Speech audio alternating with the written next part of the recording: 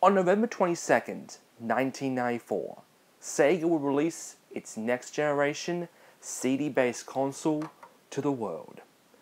While not knowing back then, the Saturn would be met with numerous issues, ranging from the complex architecture to terrible business decisions to a ruthless competition. But while only 10 million units were sold worldwide, it should be pointed out that the system did come with some amazing titles that you couldn't find anywhere else.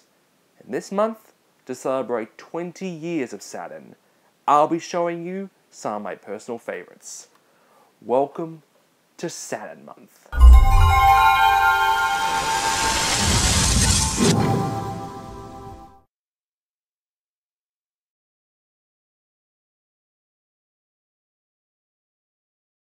We start off with Sonic Team. No, not that. Besides, I've already done Knights. Twice. No, today we're actually looking at a Sonic Team title that most people actually have forgotten or just never heard of, as it was released stateside in May of 1998. 6 months before the Saturn was discontinued, and it would actually be one of the last games released in the US for the failing system. Directed by Naoto Oshima, and produced by Yuji Naka himself, this is Burning Ranges. Burning.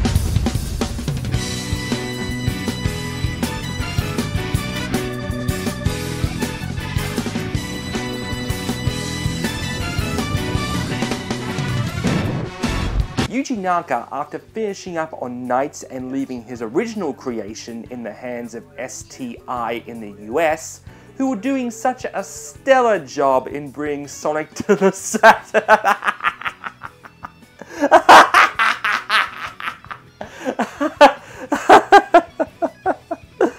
Oh, sorry, where was I? Oh yeah. Yuji had realized how much gaming was focused on killing, and he was like, what if we made a game where you rescue people? So the team went to work and focused on a hero from everyday life, the firefighter, and decided to create a futuristic setting for their new project. So as the game boots up, you're greeted with an anime opening and some music which I wouldn't describe as intense, but still catchy as hell. As for the anime, well, can you blame them? We all know what the 3D capabilities of the Saturn were like. You can choose between 2 new recruits to the Burning Ranges firefighting team, Sho or Tillis. Using your controller, you can rotate the camera with the triggers, move with the D-pad, or with the 3D control pad, and jump and double jump. Fighting fires doesn't use water. In the future, instead, using ray guns that shoot blasts that put out fires and produce crystals. Crystals are to Burning Ranges what rings are to Sonic. Namely, you collect them, you get hit, you lose them. You get hit with none, and you lose a life. One thing I've never gotten when it comes to that mechanic: why is it, regardless of how many you collect, you lose them all if you get hit? Like, I can understand if you lose them all if you only have like 20, but what about if you have over 100 and lose everything because of one hit? I feel the more you collect, the more damage you can sustain. But back to the game. The missions of Burning Ranges have you patrolling buildings that have caught on fire, and your main objective is to defeat the flames as well as saving any survivors. While walking through the level, you may hear a whistling. This is fire about to explode right near you. While moving, you can push back on the D-pad to do an emergency backflip. The levels are definitely not linear, and it can be very easy to get lost. Instead of a map though, you can contact the team leader Chris, who will instruct you where to go. Chris! Turn right. Like I mentioned earlier, one of the main objectives is to rescue citizens trapped in the blaze. To do so, you need at least 5 crystals for them to be transported, as well as some tolerance for bad voice acting. Why? Why is this happening to me? It's no secret that the Saturn's architecture was so jerry-rigged that even Sega's own developers didn't know how to truly handle it. And while I do applaud Sonic Team for their efforts, the overall feel of this game just feels really blocky.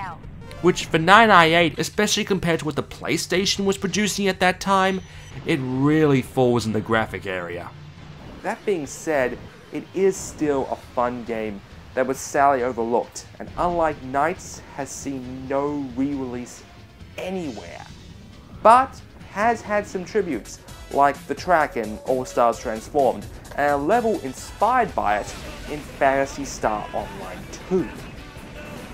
As for a sequel, well, during the release of Knight's Journey into Dreams on Wii, current Sonic Team head Takashi Izuki said that even though it wasn't his game, there was a lot of demand for a sequel, especially on the Wii, which would have really worked out well. Oh well. As for finding a copy of Burning Rangers, well, like many titles released at the end of a system's life, the print run was fairly low. Getting a copy can net you anywhere between $200 and $500 in the US. But you can get a copy in the UK for around £60 to £90, which translates to about $150. But while Burning Rangers was the last Sega-produced title released in the US, Europe would get one more, which we'll discuss next week. See you then.